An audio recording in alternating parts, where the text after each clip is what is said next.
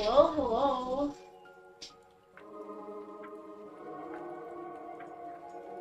Welcome to the Monday stream. I know this is like a slightly different. Um, the usual format is you guys get to see that avatar down below on the desk. But today is slightly different. We're using faces today. We're using the cams, but we're still behind the desk. We're still having a conversation behind the desk. Typical of most talk shows and setups. And today I'll be joined by Mr. Hello. They can hear you now. Hi. So, Awesome. Nice. yeah. He is currently in the guest desk. He is joining us in TTRPG talks tonight. For this episode, we have been consistently posting TTRPG talks, just talking about all things TTRPG. We usually focus on a specific TTRPG and try to have a conversation about it. And today we'll be focusing more on the Oriental side. Actually, like in the conversations that we've had so far in terms of TTRPGs, we've had, Seth, who kind of helped start this thing. We started talking about Wrath and Glory, a little bit grimdark stuff, and then we had Jay with Christine, lovely two people that joined us on the desk as well. Talked about Mage. Also, we got Mama Toast, Bianca, that joined us and talked about art, her kickstarted RPG. And now we're talking about Legend of Five Rings. Quite interesting because I think Legend of Five Rings is technically how we met. You want to care to share the story? Yes, it is. Care to share the story on how how that went about? Right. So, me and Mars met here in Davao City because I was looking for a play group to run L5R with. I had just met a mutual friend of ours, and he introduced me to Mars, and I was like, oh, hey, and that's basically the first time we met in a cafe somewhere, and I guess it's kind of out of the blue because I also met Jazz out of nowhere. He Yeah. was running a 5e game Yeah. with some of the kids, and yeah, I guess it's just amazing how gaming can bring people together, Indeed. and I'm glad for that. So yeah, and that's how we met. And we did a short campaign from there. I started with the beginner box, which I think I have to thank Jay for. No, no. But I got the box by myself. That was Star Wars, which I got him. But anyway, so Yeah. All right. So yeah, actually, it was interesting when we met that time, cause my exposure to games at that point was just, I think I was babbling on about World of Darkness, a lot of World of Darkness, and Pathfinder, the 3.5, and then 5e. I started getting into 5e, running more community-based games around 5e, and venturing into Legend of Five Rings was, I can say it was one of those experiences that stuck to my mind because of the dice, but we'll get to that. For now, we're gonna be talking about you. Before that, I want to check the chat real quick.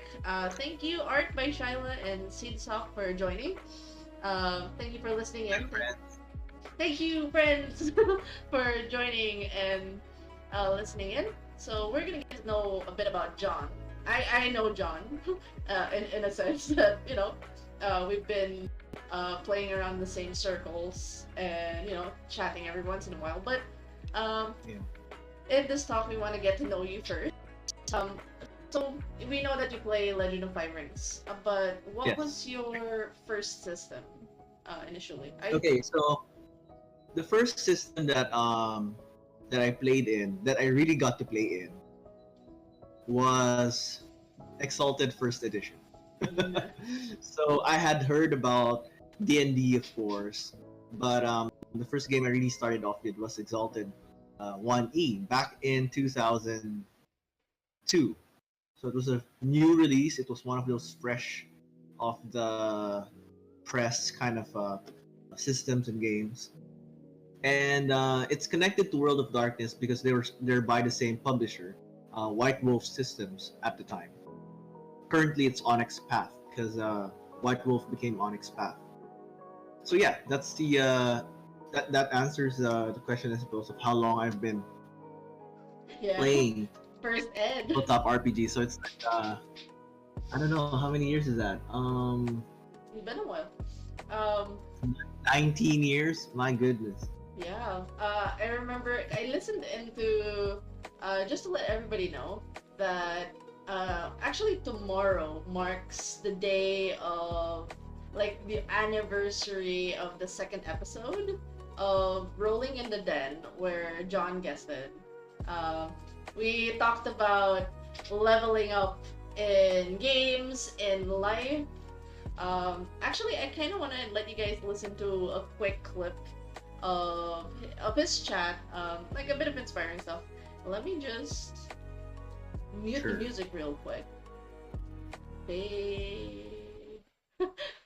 Okay, so really cute when so it's officially the anniversary tomorrow when John was uh hold on. Oh, the freeze frame. I just shared it recently. Okay, alright, so this one. Comfort zone, trying things out with different people, different systems and games. There are other amazing fun worlds out there too. It's like reading a book. If you found something good and you found other stuff of the same genre or similar genres, why not give them a try? You don't need to worry about like a specific play or experience or competency as a player in this particular game. It's fine because like we enjoy your company, we enjoy you as a person, as a player, and yeah, just take that with you wherever you are. You're growing as a person anyway, so you can grow in the game and learn new things. Nice. So that was John. Which was As far as stepping out of your comfort zone, a year trying back. A year ago, when he was talking about trying out new things, trying out new games. So it was super cool. It was very inspiring, actually, when you were talking about that. But we'll be focusing on two systems for now that you're very well known on. Hello, the geeks. Hello, Hyacinth, for dropping by. You did in the time that we've talked. Actually, I wanted to so that people get to know you more.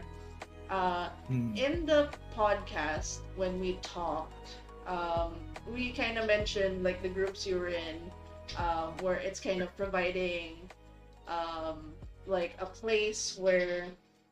Why is the speaker? Oh wait, it's John.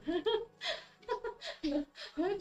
Anyways, so we kind of had a conversation in the podcast. People can check it out on Spotify. Rolling in the Den, episode 2, Level Up, where you were part of a group that that was very into the geek culture, and there's you guys are kind of like in the in between where uh you're part of the geek culture, but some people in the geek culture would see you as see you guys as a bit too into the church, and then the church would see you Right. guys as too geeky. So you guys are kind of like in this impasse. But with the pandemic now, and there are a lot of reports going about like even like the World Health Organization and a lot of organizations, official sanctioned organizations now recommending games as a healthy way to pass the time while everybody's staying at home.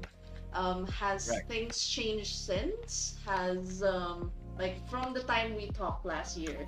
Because things were a lot slightly different in the year. Because everybody was thinking it was gonna be all over soon, and then it went Mhm. over through the years. And you can see like the articles just like a year ago where it's like video games bad. And I think you guys talked about it in your podcast as Yeah, well. yeah, you Um, did. so uh, yeah. So what has changed? What do you think you can observe in the years since we talked about, um, you know, the kind of like the church and the geek culture, Sing how Batman. like have they been becoming more accepting? Are games a lot more less stigmatized? Like, what can you observe now in church culture with gaming as a whole? Well, overall, I can't really speak for, because when we say church culture, it depends which particular community of that you're with. But that said, it's very interesting because our recent talks over at the group I'm in. So I'm gonna do a semi plug here. Yes, go ahead. At Level Up Game Nights, we do have podcasts as well where we do tackle these issues, which is kind of like, as you mentioned, that overlap, that conflux between being a geek, a gamer, and all these things, and also being a Christian. So it's kind of like a funny mix, right? But we've been doing what I think are practical life podcast talks about it. So, like our last one, just the other week, we had a talk about gaming and mental health, which the audience that we got at the time was asking for a second episode or a Right. follow-up part two. So we might be doing that and exploring more in-depth stuff. But basically, one of the biggest takeaways we got was that gaming as a medium can be a very strong and powerful tool which we can use to actually help and sustain and nurture good mental health when applied judiciously and responsibly. So, just like in anything, if you overgame, of course, that's a bad thing. But gaming, and particularly the aspects of tabletop RPGs, can be a very deep and powerful tool to help people grow and explore and have fun. So it's a good thing. It's a good thing in a nutshell. And I'd like to invite people to check it out on our Facebook page, LUGN, Level Up Game Nights, or at my bro's YouTube page, The Christian Geek. That's gonna be John's page because YouTube lets us host the talks there permanently, whereas Facebook has like a 30-day time limit nowadays. So all our content should be uploaded and hosted on the Christian Geeks page. So even if you're not a Christian, it doesn't matter. We still do a lot of geek talks, a lot of practical life talks there. You just come on in, listen, see what we got to say, and we welcome people asking us questions about how do you do this in geek life and Christian life. Is it like against each other? It's like not necessarily. A lot of people misunderstand that, and unfortunately, if you're gonna say 1 year, I think there are changes with the perception towards gaming in general, especially over the past year, which is not to say you can just expect every single family to accept that right away, but there is some degree of opening in certain area. In some families will or some communities will be more accepting or at least tolerant of these formerly non-mainstream things. Now that digital, working from online and all these things are now more, how do you say, mandated even because of the health and distancing and everything. So I'm still looking forward to it, to the continued progress in communities and how they adopt and acclimate to this, these activities and things. Awesome. Yeah, that's it. Yeah. Thank you for that. Wow. Yeah, I'm looking forward. I didn't get to catch the first stream of you guys talking about mental health and gaming. So, um, I would agree in Yep. a sense that gaming does help, but it is a medium, as most things Mhm. that you have to take into moderation. You don't just expect that just because gaming is inherently good, like too much of Mhm. it is still gonna affect you. And Right. I look forward to that part too. July 12th. I think that was the date that the other John gave on chat. Tama. Yeah, yeah. July 12th. So check out that part two for mental health and gaming. Um, for their podcast. I also posted their Facebooks, so feel free to check those out, and their YouTube. And so thank you for that. I think there's like considerable differences from when we last chatted, and Yeah, there's a lot more there's a lot. accommodation for gaming in a sense. Um, so now that we're talking about gaming, all this gaming stuff, let's go to like a lighter side of things. What are your current campaigns? You had different campaigns in the you had like different campaigns the last year. What are your campaigns this year? Okay, so the funny thing is, I actually had a hiatus from RPGs for most of last year, and then suddenly this year there's an explosion of campaigns I am both running and playing in. So I am in two campaigns which are using the D20 system. So the one I'm running is the Iron Kingdoms RPGs, which is very chill and not super production Right. quality one, which I'm doing with the geeks. So our content is gonna be on the geeks Twitch. That would be the Iron Kingdoms RPG, and it's entitled Three Bros in the Iron Kingdoms. So you can tell it's kind of pretty chill. So just three guys having fun in a steampunk, cowboy, Renaissance era fantasy RPG. It's kind of funny. So that's one. The other campaign that I'm also in, that I'm playing in, is actually classic D&D. It's a hardcover. It's a custom homebrew of Fandelver and forgot the other one. This dragon thing. So that is also Rise of another. Tiamat? I am not actually sure, and I don't mind not knowing because I get to play my character blind. So, and it's been very interesting because it's very um non-optimized. We went with hard rolls. I went with hard rolls on my character, old school style, and I'm playing a character I've never ever played before, which is a rogue dragonborn. Yes, his highest stat is int. Yes, nice, So nice. anyway, mechanically speaking, not that great, but it's made for very interesting RP, and that's another The Geeks joint stream. Oh, So that one is Ice called. Spire Peak. Cool, cool. Ice Spire. That's actually good. That's actually one of those Yes, I starter. believe so. Those are the starter. Because when you mentioned Dragon, It I was is a like, starter Diablo. one. So that's cool. That's So it cool. is. It is. Really Yeah. happy to hear you get into a lot of games. I also saw Exalted, or Quick Salted as Exalted. Yes. uh, So unlike the other two, which is the geek stuff, Exalted is a what I would call more personal because it's a level up game nights um play group, and this one is Exalted. Yes. So we yeah. do the run that roughly 3 weeks. Yeah, I heard like he called it quick salted. That was like Mhm.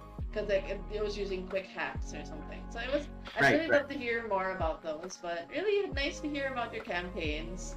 hmm Like because I think the last time we talked, you were in my Everon campaign, and here's Yeah, the which was great. This is great. it, It you was know really fun. the funny thing is I have something planned for August, which is Eberron related, called The Last Year, which is the last year of the last war. So lots of Yo, that sounds cool. Lance and a few people from a lot of Eberron tables that I've run for are making their cameos with their characters. So Oh, that's uh, cool. it's all coming together. Mr. Silver can make a cameo if you have time. Um, That'd be cool. That'd be cool. so Yeah, let's talk about it. yes, Definitely. I know you have a lot of interesting ideas for what yep, he was or awesome. could have been. Yes. Oh, thank you as well, Bronard Nightmares. I believe that is Fogo from Vin's channel. Don't forget the other bot run that's on standby. The other bot run. I'm not sure what that is. But anyways, there's actually a fun question asked by Nico. I believe that was Nico.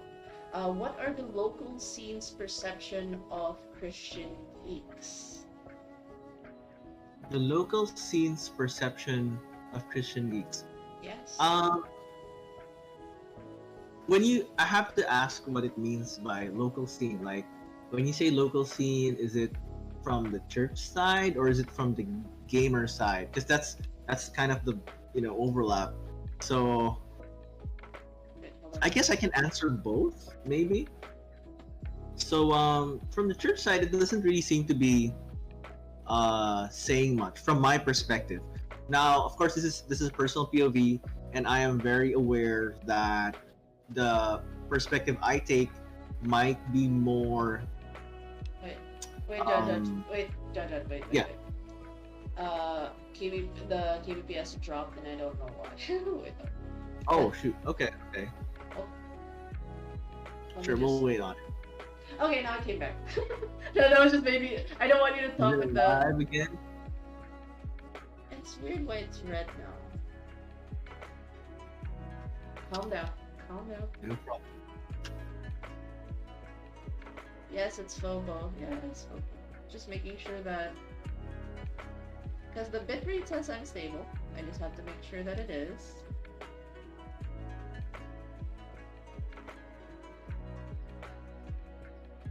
Mm-hmm. Just let me know. when we're good. Alright, let me go transition to.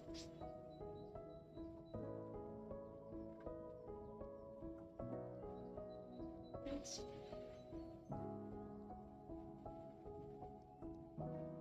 Okay, it's not yellow. Okay, now it's green. Alright. Did it calm down? Did it calm down? Okay, now we're back. Sorry about that. I'm not sure why the KBPS dropped.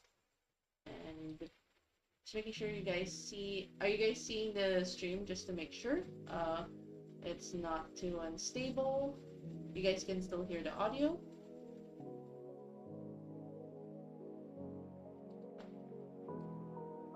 It's telling me that it is. Oh, hello? Yeah, somebody said hello, so that was the one with me. Okay, I think we're good. Okay, I think we're good. We good? Alright, I am. Okay, we're good. Let's continue. Are we back? It's back, we're back. It's dropping frames, but audio is there. That's good, at least. Okay. That means Well, the audio is the more important part, I suppose. that is true. Okay. Okay, we're good. So, regarding Nico's question about the local perspective, I think we should go for the Right. local perspective first. Local perspective. Okay. So the local perspective meaning the play groups that we're actually in. Yes. Local, I would gather, does not mean to say, especially in the current times, you're not referring to Davao, but we're actually referring to the Philippines as a digital community Yeah, of tabletop role players. yeah, I think the local like general scene, like I can answer observances for my groups, but I guess it just means like a local, like overall local scene from the Philippines. Yeah. Place. I think the thing is, we haven't actually been too aggressive in like pushing into tabletop communities because we're just, I would say, particularly for the tabletop gaming thing, it's a very niche community. So it's very personal in connections. And I think reception is more kind of neutral. Because we just present ourselves as like, okay, this is who we are and we'll game. And we just, the way we game, we just bring our just personal selves into that. And because it's that way, there isn't really like, I would say there's not really a lot of conflict brought in or tension brought in. I don't know. So I'd say it's very relaxed. That given. Um, at least that's how it seems to be from my perspective. Uh, we just speak up and you just kind of leave it there. It's like, oh hey, this is just who we are. We're just upfront about who we are, and we game. So because of that, I guess there's not really that much feedback, if that's the right word to say. Yeah, I mean we can't generalize for like the whole local scene beyond the just experience. Nico clarified that it was just general experience, but I guess to answer to that, in terms of the local scene, religion still plays a part in communities. I have encountered kids that are still very sensitive when it comes to their religion. Like they really Right. in terms of their belief systems, like especially if they're Christians, they really do. They don't like if someone is uh, kind of like belittling them because they are Christians. Like they're like, just because I go to church doesn't mean you have to make fun of like a practice I do. So Right. there are it's interesting to see that there are religious people that are vocal in the local scene. There's still those there are still people like that. Even kids, even like Gen Zs. Yeah. Like you don't expect that from Gen Zs. Um, I mean, at least I didn't expect it. And it was interesting to see that there's an adherence and there is like they really are into their faith and that's where like the rule of like respecting everyone goes into play because Mhm. the kids become more aware that there are people with different beliefs, different Right. uh, set of things, and some people still go to church. Like even if the setting of the church wasn't there, there were still practices that were being practiced with their family that they really Right. took to heart. So it was interesting at least that it's still uh, very much a very alive scene. So I think in the local scene, Christian geeks are very prevalent. We've actually gotten to the point where we had a conversation with our community, at least in dudes, where we had to be mindful of what we were saying in the public scene because, like, we as Mhm. much as possible, we want to be very respectful for everyone's beliefs. Um, Yeah.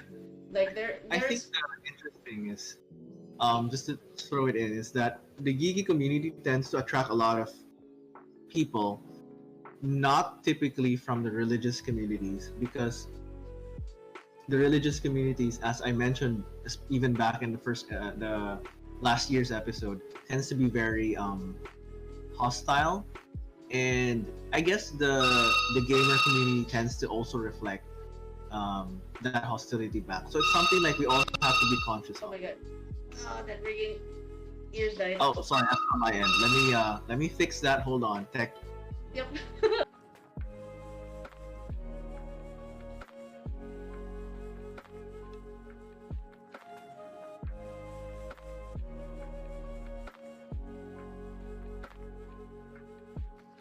And we're back. Okay. Given the technical difficulties earlier, did a quick change because stream can't handle frames right now. So as long as you guys can hear us, we should be fine. And yeah, uh, John, can you talk? Are we good? Yep. Hello. Yeah, the technical difficulties glitch. Alright. So is it good? We good? Yep, the bitrate came back. We're in a healthy state. We're green. We're good. All right. So, moving on to the conversations. Again, thank you for joining us in the call today, uh, despite the tech issues. Uh, so, let's go. Let's go. Continue with the questions. We've talked about the campaigns you're in, the community and the church, years you've been playing, the systems you've played initially. Let's go straight into it. Legend of Five Rings. So, Okay. usually I give this floor to the guest to try to explain exactly uh, what the system's about. Like, uh, if you could give like an elevator pitch of what Legend of Five Rings is, like how would you sell it in a sense? Like, what's Okay. Legend of Five Rings about? Sure, sure. So, just like how I guess I sold it to you guys way back in 2018. Uh, so Legend of the Five Rings is it's a fantasy RPG wherein it's loosely based on East Asian uh, culture, predominantly the Japanese setting, but with some inspiration from Mongolian, Korean, and Chinese draw, but and also with a little dash of Southeast Asian culture. And the RPG is very heavy on social networks, consequences of your actions, and that is how it's displayed canonically. So it can be combat heavy, it can be adventurous, but the default setting is that you are a member. Usually, you are a member of the noble caste, and you are a samurai. So that's L5R, and if you want to take a look at some, I guess, inspiration for it, you can look at stuff like, well, a lot less superpowered version of, Dynasty Warriors. um, and then you have, Romance of the Three Kingdoms, the mga Sengoku Jidai stuff.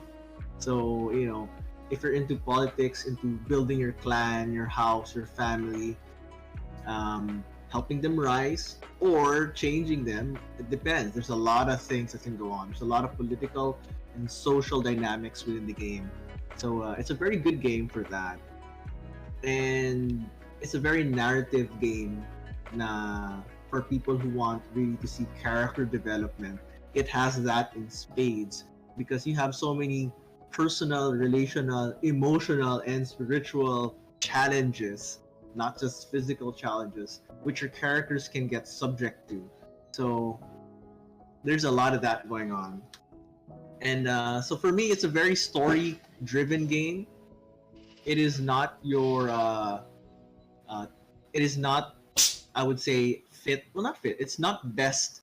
It doesn't shine. It shines its best rather when you have people who are interested in character interaction, both between the players and between the world and the people within the world. So that's my pitch for L5R. So dress it up with a very heavy, classical, medieval, Asian feel, samurai and warriors and priest mages and stuff. And you got Rokugan, you got L5R. Yeah. Thanks for that. It's really concise, very brief. I want to touch on. I don't know if it's, but yes. Yeah. Basically, you channel your inner weave, or like you just go for the samurai way, and Yeah. And that's really cool. The one thing I wanted to zero in on are like two key aspects that I really appreciate in the time I've played Legend of Five Rings so far, in my experience in runs. L5R always sounds fun, Nico says. Yes, that it is fun. It is an interesting setting, an interesting system. One of the things I herald Legend of Five Rings is I believe it's one of those many games that had the Oriental feel in terms of like it heralded Asian culture, which I'm very supportive of. Like my runs as of recent, the things that appealed to me the most if they're closer to home. Like I prefer, like I like to have the feel that it has some sort of like, I may not be exactly Japanese, but I like the feeling of like it's within the Asian culture. It's exploring that aspect. So one of the mechanics actually for Legend of Five Rings is the concept of honor. That's very unique in the system. That's not something you actually see in Dungeons and Dragons or even World of Darkness, like in terms of the concept of honor, like the concept of honor. So how do you explain honor in terms of gameplay in Legend of Five Rings? Like how does it apply to running games, or you playing as a player? What does honor do? Like how does it guide you in the gameplay? Well, you see, that's the funny thing is the question you asked me is precisely the one of the fundamental conflicts within the game. Why? Because of course this is like a samurai culture and imperial culture, so honor is such a huge thing to them. But honor itself has a lot of different aspects, right? And you can find that, of course, in the game. The different characters in the game, the different families, the different clans, all have their own unique take on honor. So that is very fundamental to character play and development and how they act in the game. Because mechanically and story-wise, there are pros and cons to being a so-called honorable character. Uh, there are actual benefits to being perceived as, and there are also demands placed upon you for being perceived as an honorable character. And suffice to say that modern senses of morals and ethics don't necessarily really fit all the different aspects of honor. Maybe they can, maybe they don't, but it really depends. So every clan, every family, every character has slightly different nuances, undertakes of the honor system, the honor concept in L5R. But suffice to say that behaving with or without honor is a very important part of the role playing of any person within the L5R setting. If you totally disregard that also has repercussions. If you do follow it, how, to what degree, and to which specific type of honor. So just to give a little look into it, for example, the Crab clan are a very pragmatic clan, so they don't really think some aspects of the honor concept, let's say the samurai honor concept, they don't think that courtesy is very important. They do think courage is very important. Why? Because their clan is at war nearly every day against unending hordes of enemies. On the other hand, you have the Crane clan, who is the guardians of culture within the empire. So their stuff is like, no, courtesy is one of the most important things you can have. And to act with courtesy is to be an honorable person. They have other aspects which you don't particularly look up to. So different clans have different perceptions as to which is really the most important tenet of Bushido or honor. Yeah. And like honor means Very different for it's different for different clans, right? How honor applies to it. And what Yes, you're right. And like for me, that's one of the strengths of Legend of Five Rings in terms of putting the concept of honor, because it's so easy to be a murder hobo. It's so easy. It's like in terms of D&D, you can just turn off your brain.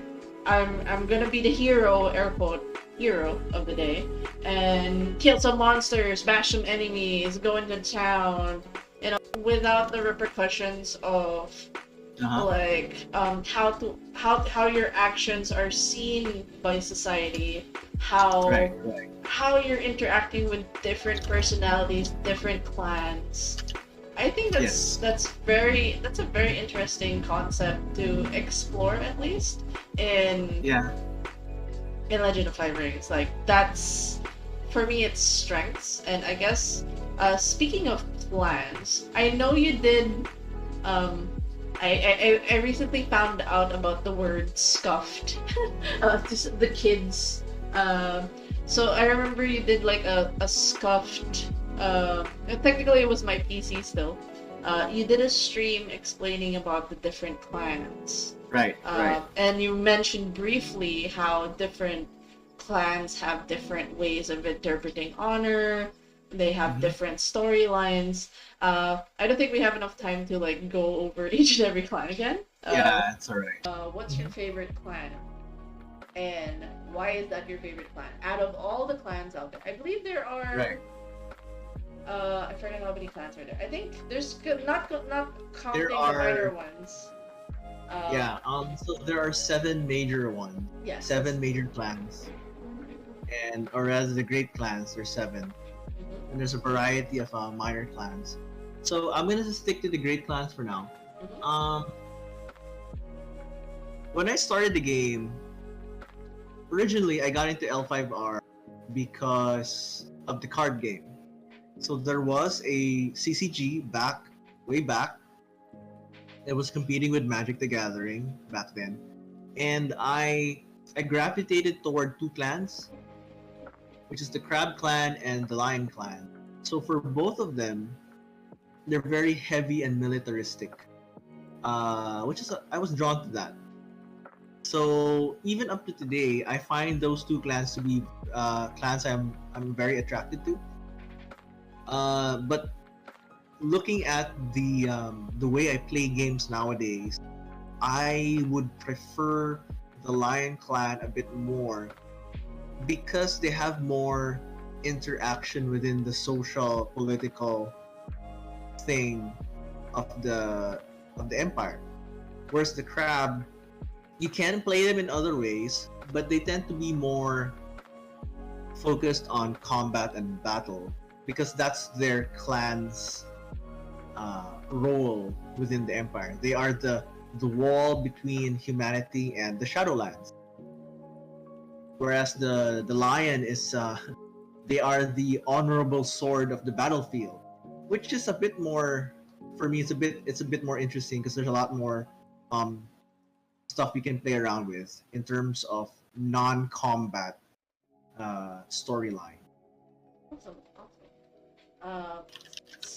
Uh, in terms of the honor system, going back to the honor system, uh, what made how does the Lion Clan and the Crab Clan? You mentioned that the Crab Clan, um, they're pragmatic, and courage is the way they go about with honor. What about the Lion Clan? The lion clan is not too different, but mas ano sila. Um, the funny thing is I remember the take of honor of the lion. If I recall right, the Lion Clan are your quote unquote stereotypical honorable samurai. So they're supposed to kind of be the one who take it all. You know the concept of Bushido. Actually, just to rephrase, because I realized this just now. Uh, the concept the concept in the game is Bushido rather than honor. So honor is one of the tenets of Bushido. It is the most nebulous and difficult concept to wrap your head around, behaving honorably. So the tenet of Bushido, which the Lion Clan espouses the most, is honor. Nice. If that makes sense. So I'm taking a step back. So for example, to rephrase, like the Crab Clan, the aspect of Bushido or the code of the samurai, which they focus the most on, is courage. The Crane Clan, when they look at Bushido, the aspect they think about the most is courtesy. So for the Lion Clan, the aspect they think about the most is honor, which I've been talking about earlier. It's just funny because the concept of honor seems to be almost it's like if you follow honor, you get the entire thing. You get to follow the entirety of Bushido, which isn't exactly true, but it seems to be like the first among equals among the tenets of Bushido. Like if you do behave honorably, everything else will follow. The question is, what is behaving honorably actually? So it's one of the tricky questions Yeah. for that. So I guess as a follow-up question, this is not in the list that we that I listed. No, it's cool. It's It fine. actually got me thinking. If you're ever running a game, I don't know what I forgot what the Legend of Five Rings GMs are called. If they're still game masters, or Yeah, you just call them game masters. No problem. okay, It's a very generic term. okay, because like in World of Darkness it's storyteller. In Yeah, Call of Cthulhu it's keeper. So for the game master in Legend of Five Rings, how do you make that call? Yeah. Because like there are points in honor that would be deducted and increased. Like in those scenarios, what guides That's you true. as a game master to declare, okay, what he did was honorable, what he did was not honorable? Not. Well, okay, so this is where you have to really sit down and get to know your players and their characters. So when your players build their characters kasi, uh when they build their characters, they have to indicate what their characters believe about Bushido. So you gain mechanically the honor points is different from the tenet of honor in Bushido. Just to I know it's a little complicated. So let's just call it honor with a small h and honor with a capital H. The capital H is the stat honor, which you can give an award points to, and I'll just say the small h is the concept within the game. Yes. Just to differentiate here. Okay. So yeah, just to make it easier to differentiate. So how the award honor stats, the capital H honor points, is based on they do have a extensive selection of it's part of the chapter, it's part of the rule mechanics, which a GM should study properly. But essentially, you look at how your character and how the clan perceives Bushido, how the Empire in your setting perceives Bushido. As the game master, this is something you have to determine. Like, am I gonna stick with canon? Canon is you just follow the rules in the rule book. Do you have a slightly different take on it? You just gotta be consistent with your understanding. And you can agree or disagree with certain award systems in as the rules. They call it what's it called? Rules as written. I tend to follow rules as written for L5R because anyway, the setting and the game setting is just very rich and deep that having them interact with it is it's really just really interesting. It gets you to play like, okay, your players are in a world na ganito yung like it's the society is this way. So I could say that yeah, as a GM you have to just, but the principle is as a GM you have to just outline or note down already how would you adjust or how, I guess how would you change the settings of the rule set? Are you going to do it rules as written, which I generally do, or are you going to have your own custom setting of how honor is generated? But yeah, it's a mix of things.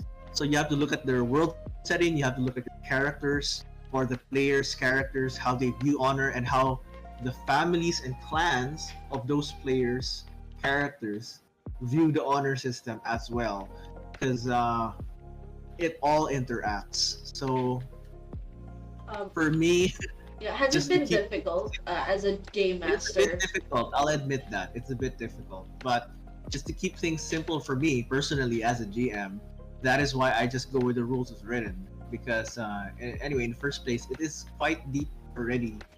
I don't think I really need to fiddle around with it too much. Yeah. As Shyla said, honor circles. It's a And very Zuko setting. No, I'm yeah. kidding. I don't know. Yeah. So I guess in terms of like it really is a matter of like feeling like it is good to set up session zero, getting to know your players, and Yes. just getting to understand, like studying the material well to be able to call Yeah. your shots. Um, Yep.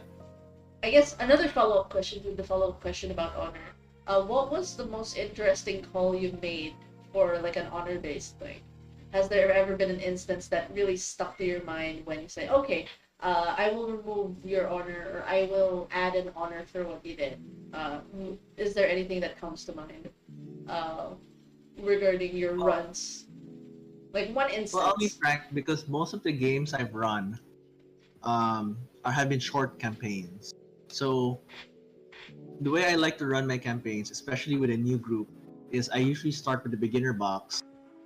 If they haven't played it before, I start with the beginner box, and then from there, I follow a lot of the published material, which is really good because it does test what the players think about society and honor. And I have actually been able to give simple honor points, but it's I'll be frank, I haven't actually gotten them to get to like those really huge decision points Ah, na parang may sacrifice of one way or another, because the campaigns again have been fairly quote unquote short. Like we were like example Mars with us, we were about to get into a very high and complicated part of the campaign where I would have to make those honor calls, those Bushido calls. But I was looking forward to that, and I don't know how I'll take it. But I basically, the way my mind works is I'm gonna balance the rules as written versus yung the players that I have on the table and how they understand the game. Because at the end of the day, it's a cooperative game experience, and I want to make it both fun for the players, but as well, I also want to respect the intention of the game and the story that we're playing. yeah. That's So that's how I try to balance it. It's a decision call you just have. you just hello. Yep, I Okay. hear you. You just sorry the photo. You just have to. And then it went silent. Suspense. But anyways, anyways, Partly you gotta wing it, I guess. so thank you for that. At least for people, I guess in a sense you would recommend like for Legend of Five Rings, while they do have published adventures, while they do have really nice content, it's ideal for them to like not just go through a short campaign. I suppose it's like Legend of Five Rings like flourishes in like a longer campaign style. Yes, it does. All right. So Definitely does. speaking of sticking to, or at least staying true to the content or what the content is trying to go for, one of the unique experience I've also had with Legend of Five Rings, which I really truly enjoyed, is character creation. The character Ah, creation is so unique compared to all like that. That's something that even if I've only played so little of it, it really stuck to my mind to the point that I would actually incorporate that kind of thing for the games I run when they're creating their characters. awesome, right? Yeah. Because like it's so like I love when games use like intricacies of a character to be part of the mechanics or to build that character. Right. I guess generally we can run through all the like it's 20 questions. It's quite a lot. Uh, if you can like give a crash course of those 20 questions, or maybe just the important ones, and Yeah, I'll sweep through it. I'll sweep through it. yeah, like what makes it so unique and how it has a as a role in the game. Generally, we can just sweep through it. I'll Yeah, keep sure. the floor. Okay. So in L5R, back even in first edition, they had this concept called it's a game of 20 questions. You might have had some variation of this in a non-game context, but it's like 20 questions you get to ask a person to get to know more about them. This is the same thing you do for L5R. It's a game of 20 questions. So there are 20 questions which when you finish all the 20 questions, you get to actually have a very strong grasp of what your character is like. Now, in the current edition of L5R, the game of 20 questions is doubly more important because they have actually incorporated the character creation process through the game of 20 questions rather. So it starts off with simpler stuff like what family are you from, where did you study, how did you grow up, ganun. So those kinds of things, which actually determine your stats and skills. And then towards the end, it asks other questions like, what does your character think about Bushido? Um, what is your character's most important relationships here and there? Because these things also, again, incorporate other things about your background and their skills, their attitudes, and so on. And of course, it ends with a very important question, which is, how will your character die? So the thing is, not a lot of Yeah. players start thinking how they will die. But the thing is, in L5R, as they often like to say, death is 3 feet away. Why? Because 3 feet is the rough average length of a katana. So it's basically saying death is not far away. Be careful. That's why to them, death is a very important question. So you gotta answer, how will your character die? And answering that also gives you an idea of how the player sees their character, or how that character sees life, and how they're gonna end. So I think that's a very interesting. And that's what makes the game's character creation process quite unique, because as you create your character, it really takes you through an exploration of their life, their psyche, and their ability all together. Yeah. I really like that's the. I'm glad you brought up that question because I like games that even more so now in the time of my life where I am right now, that has death acceptance. There are people that really get attached to their characters. Yeah. And they really feel like, oh, my character's not gonna die. I'm gonna stop playing this game if my character dies or if things don't go my way. And putting mortality front and center to the character, that it's incorporated in them as a person, Mm-hmm. it really gives you like something to think about. Like, this is Yep. how I want the story to end.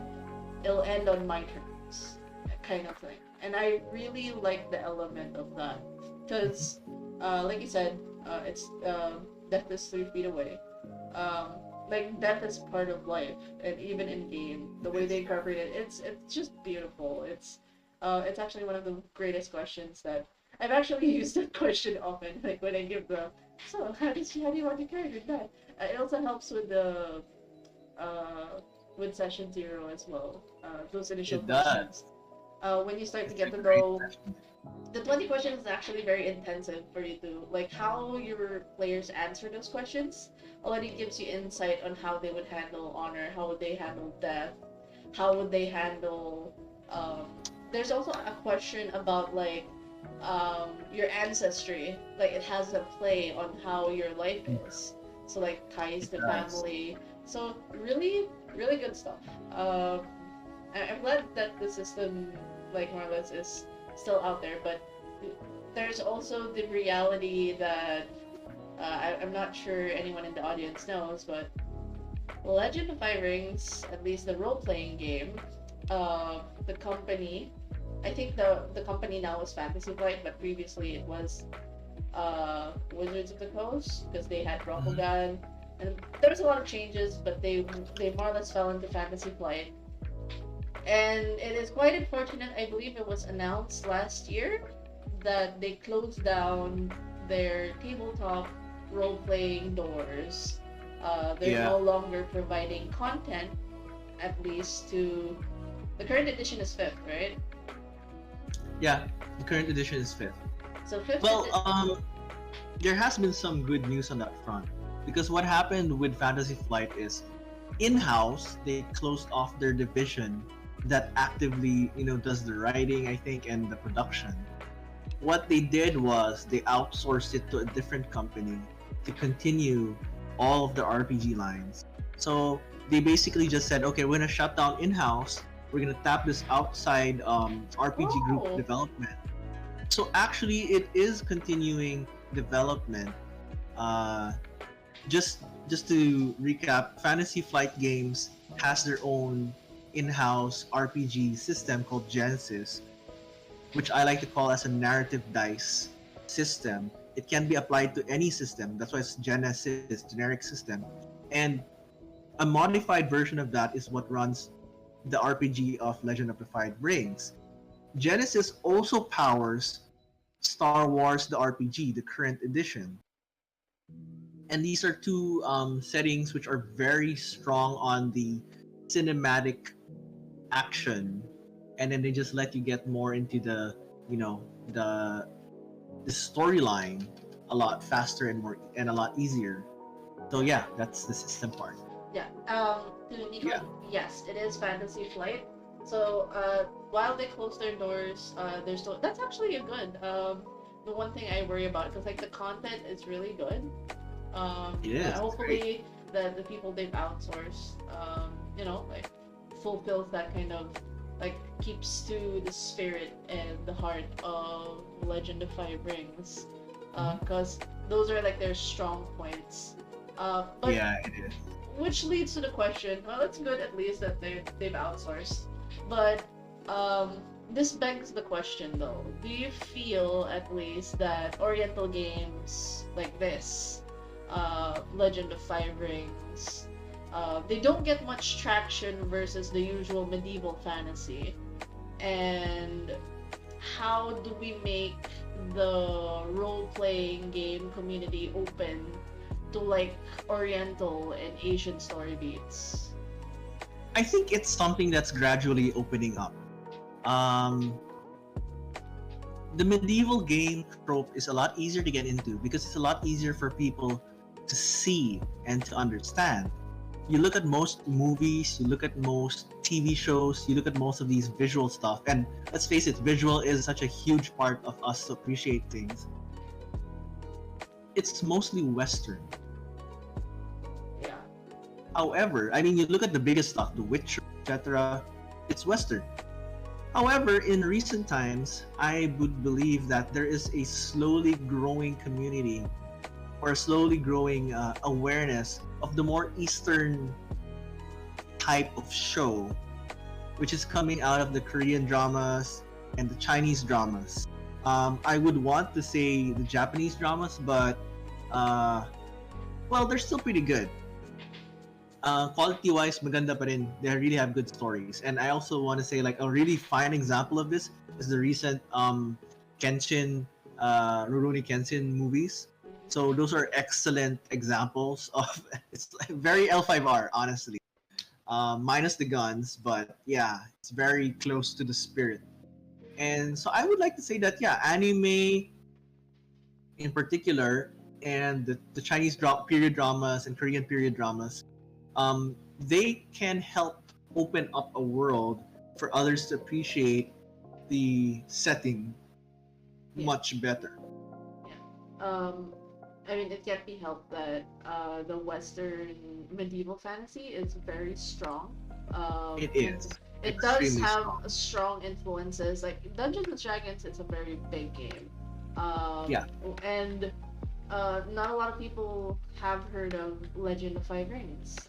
It doesn't like when people say TTRPG or role playing game. A few games click to mind, like Diablo or um, or Dungeons D&D. or D&D. And Yeah, I really hope that there would be more. Um, like yeah, it's gradual, but hoping that there would be that get as much eyes on it. Like I'm really happy with what RPGC is doing. You know, the focusing more on mm-hmm. the the local stories. Like I've really been drawn to more localized stories. My mage campaign focuses in Manila. Yeah, I've really been enjoying scenes that are more at home. Yeah, the local creators are really doing a good job in spreading more game designs that are very right. close to home. So I'm really hoping there's still more spread to it. Like it can't be helped that it's like what you said. It's much easier to get into the medieval fantasy setting because a lot of the media, a lot of the current presented visuals is Mm-hmm. westernized uh, medieval fantasy, and I think it's Yeah, good that exposing to anime, exposing to K dramas would help. I think yeah, that's period dramas. yeah. So, I guess one more thing, one more throw question for Legend of Five Rings. Um, in relation to your elevator pitch before, like how would you, on a personal level, like when you reach out to like the younger gen, let's say the Gen Zs, or like you know much younger than our current generation, how would you how would you pitch this kind of Oriental game, this kind of RPG to them? Like Well, what? I don't think I would. It would be too different because, like for example, the pitch I used at the start didn't use. I didn't use very generational terms. I would say I use terms which have been in existence for, well, for centuries. Like it's. I mean, well, not centuries, but like it's a very. I use very general terms. So, Oriental fantasy role playing game. So you start with that. And it's like, okay, so what do you guys think of an Oriental fantasy role playing game? And we'll see where they come from. And it's like, is it like Naruto? Is it like Naruto? Like this, like that? And then you can draw in like, oh yeah, it's a little bit like this. It's like less high power, but Legend of Five Rings can be. It's like I could also use, let's say, it's like an Asian Oriental version of Game of Thrones, which it actually kind of is. So you can tap um, both terms and examples which are anchored in recent pop culture, or you can just use more real life historical cultural terms. Either way, I think most people who are interested in RPGs are willing to put some thought into this kind of thing. So that's how I would just talk to them. I think it just comes down to understanding the players you have and matching and speaking to them. You know, matching your communication to them. Yeah, meeting halfway. That's good. Like using the current pop current pop culture to bridge that gap, and yeah, that's a really good thing. I really hope that people at one point will like. I really wanted to get to a point that the Legend of Five Rings clans would be as famous as the Hogwarts houses. You know, like Oh yeah, just to get to that level, I would be so happy about it. You that know, would take like a ridiculously powerhouse movie. Uh, I don't know. Fingers crossed. You never know. yeah. Stranger things have happened. Yeah, I'm really hoping for that in the future. And people join Team Spicy Wing, join the Phoenix clan. Team Spicy Wing for the win. But yes, we've talked a Mhm. lot about Legend of Fire Rings, which is really great and all. But we actually have extra content prepared Right. That's for right. this little Great. talk. Um, so we've talked about lots and lots of Legend Five Rings, but one of the systems you've mentioned that you've played with Jay, who was a Right. previous guest in TTRPG Talk. He ran Exalted or Quick Salted for you guys. So I kind of Right. wanted to ask what your at least what is like the general gist of Exalted is. What is it about? Uh, it, Okay. how what do you play as in this scenario? Okay. So Exalted is if you're familiar with the recent wuxia sancha genre, are you familiar with it? Not really.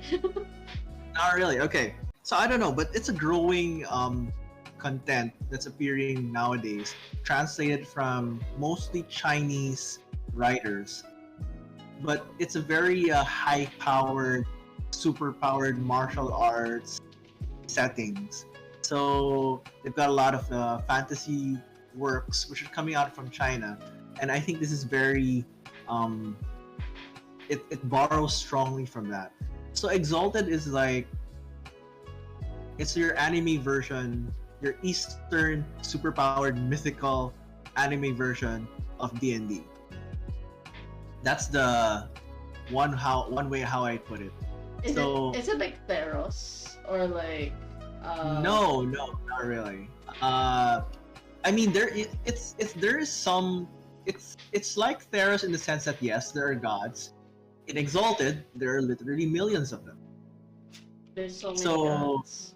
there are so many gods, and they're literally like your house has a god. It's very Asian in it in how it approaches the deities. So unlike Theros, Theros is like you have a pantheon of deities. They're all up there, hard to get to. In Exalted, it's no. This is the Asian version. This is the Indian, Chinese, Japanese, Southeast Asian, Philippine Ooh, version. I mean, if the concept like of Tese, diba, which has recently exploded everywhere, your yes. supernatural and deities and everything, they are just there. They're just around, and What that's how Exalted looks at it. what is the what do you call this? What's the setting like? What is it like modern? Is it Okay. um what Uh, or is it like an Exalted eternal is time? Or is it like evergreen? now Exalted's default setting. The current edition is third edition, which is it's fantasy. So Arabian Nights kind of setting, Dynasty Warriors era kind of setting. That's the setting that you have. You have simple machines. You have a very simple gunpowder. Doesn't quite work the way it does in our world, but it's there. You have alchemy. You have magic, and you have deities all over the place. You have elemental spirits all over the place. So it's that kind of setting. Oh, okay. I guess now It's that very we're mythic. yeah, with the mythos and everything, I'd like to like dip into like your at least the recent game that you played in Exalted. You what character did you get to play, and how did his story progress in that? Was it a one-shot campaign? I'm not sure what it was, but Oh, okay. the you made a character because you were there. You were part of the stream with Jay. What Right. character? Yes. What's his name? What what does he play as? What kind of god is he? How did his story progress in the campaign? Okay. So the story I have with Jay and the rest, it's a short campaign, and so my character's name there is Fallen Branch, but that's actually a pseudonym because he used to be a military officer of the Empire or the Realm. So there's a lot of backstory in Exalted. The Realm is like your sort of Roman Empire slash Persian Empire slash Chinese dynasties, all kind of hodgepodged into one superpower. And their view of the Exalted varies depending on what kind of Exalt you are. So a little background story: Exalts are basically heroes with a capital H. You have been imbued with the power of essence and the gods, and your level one Exalt basically, um, let's just say he's like, I don't know, he's like your version of a level tier 2 D&D character is a level 1 Exalt. And within 3 or 4 sessions, he's a tier 3. So the Oh wow. progression as an Exalted is, yeah, a tier 4 um, a tier 4 D&D character is like a medium campaign Exalt, I would say. Oh wow. So you So guys are like super powered. you guys are basically anime super powered stuff. It's like, okay, I start off being able to split a boulder with my martial arts. Give me a little while, I can split a house. Give me a longer while, I'll split the mountain. Give me a lot of while, I'll split the internal fate of your life with a punch. Oh So it wow. gets really black that way. So it's kind of like that. So Exalted is very Jay likes to use the word gonzo. I'm not so actually not so familiar with it, but it takes power scales to the nines to 11s actually. So like shonen anime kind of thing. It is shonen anime basically. It's a more serious version of it, but it is shonen anime. So I referred to Naruto earlier. Um, Everything you can see and do in Naruto, like things like, oh, I'm gonna they're what the, at some point they're fighting what's his name, the deity level opponents. That's very Exalted. Nice. Oh, awesome. The character you played was an ex-military general of some sort, Right. and Ex-military officer. yeah. So What since he is? was only a mortal, he couldn't really rise in the rank. But So what after he inspiration? retired, Oh, sorry. so Go ahead. after he retired, that's when he exalted as one of the quote unquote banned exalts, the evil ones. But he was like, I don't feel like an evil exalt. I just feel way more powerful. Minus the like and canonically speaking, the kind of Exalt he turned into, a solar Exalt, they're supposed to be like crazy, demon possessed, world destroying, corrupted beings. But when he exalted, he was like, I still kind of feel like myself.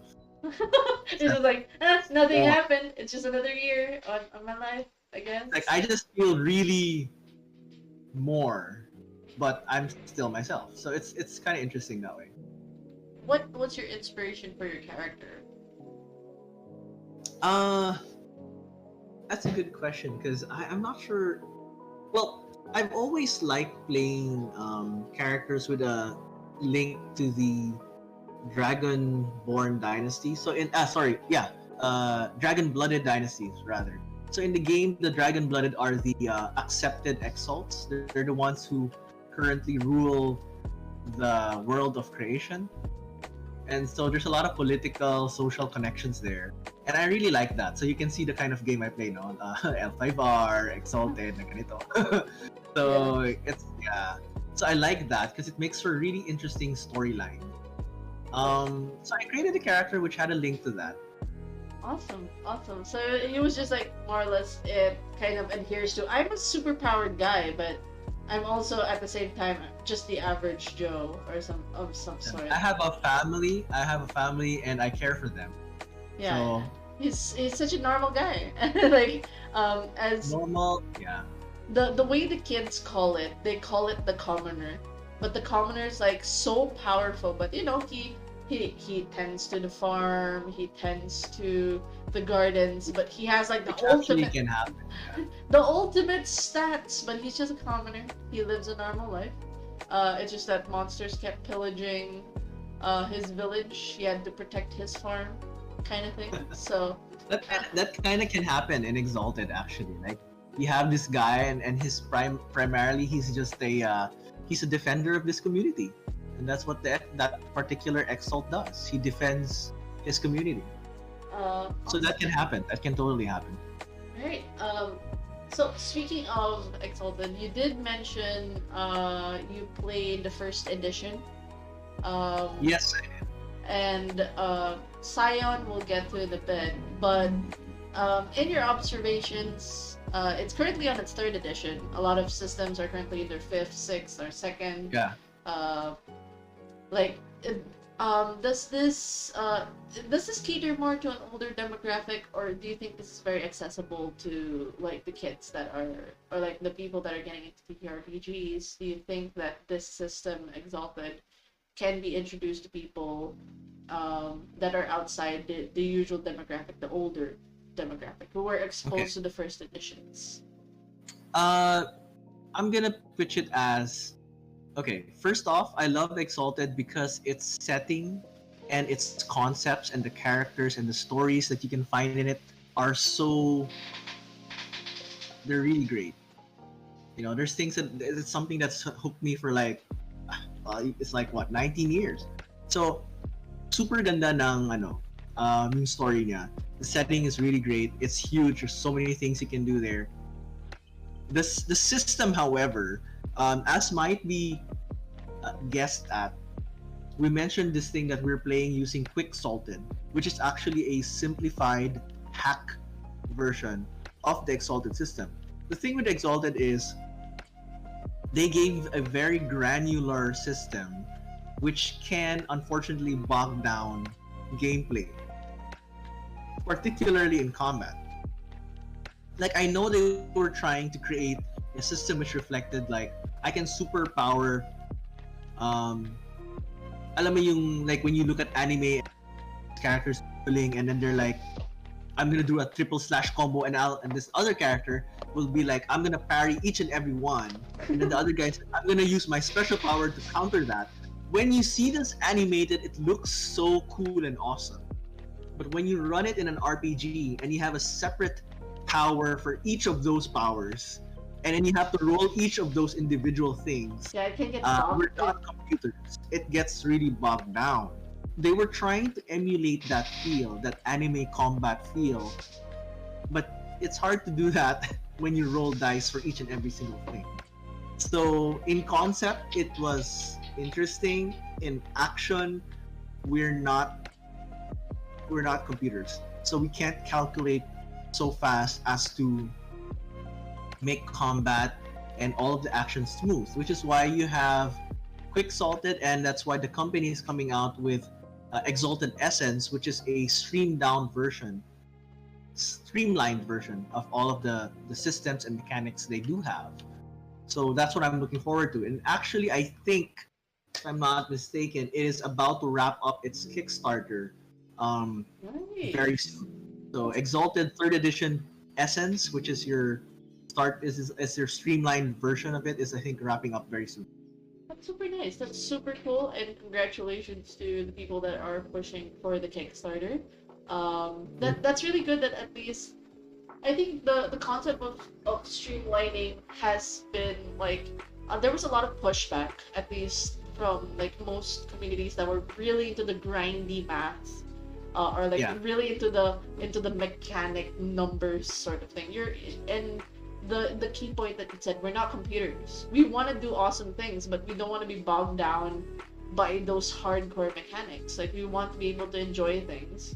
And I'm yep, glad that there's a lot more game design that accepts streamline the yeah, like because like with the strengths of like it's slightly different as well if you want to get more detailed like with Legend of Five Rings. They thought about the character process. Everything has meaning. uh-huh. But it's something else if you have to roll for each and every combat. Like it's different if you're Yeah, putting emphasis on story and character versus putting emphasis on the combat, and each and every combat has to be rolled. So I'm glad yeah. that Each and there's every counter attack and everything. It's a it can get it was very a tiring. But I'm glad it that can it can. looking forward to Essence. That's something people should definitely look out for. And yeah, one more thing.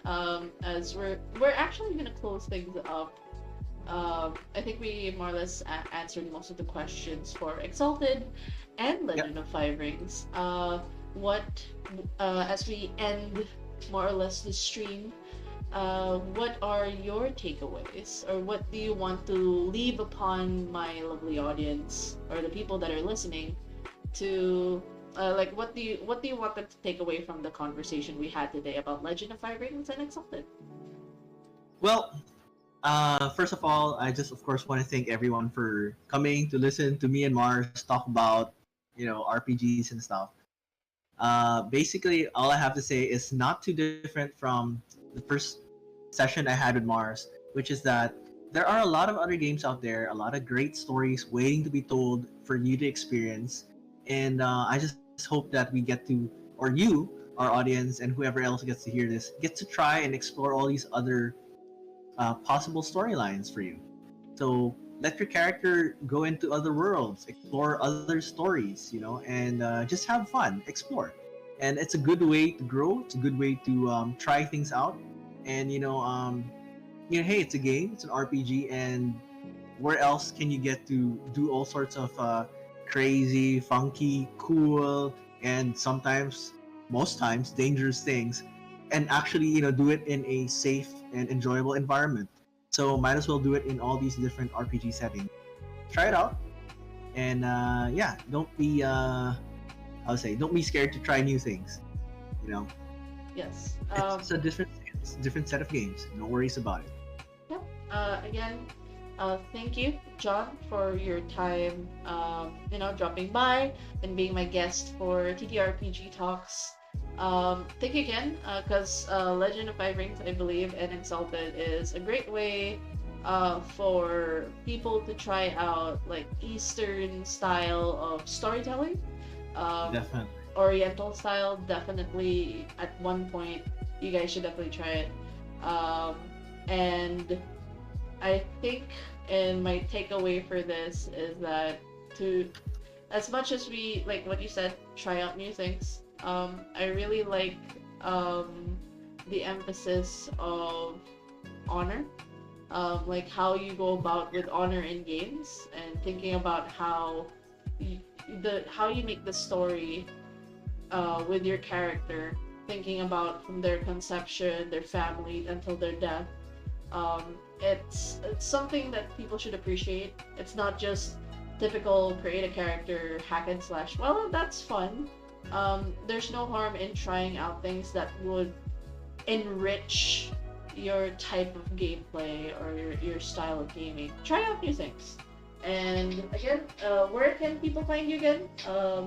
Like shout outs, Right. this So camera. just to recap, no Yes. problem. So just to recap, me personally, I am on a couple of game streams now. So most of them are with the Geeks,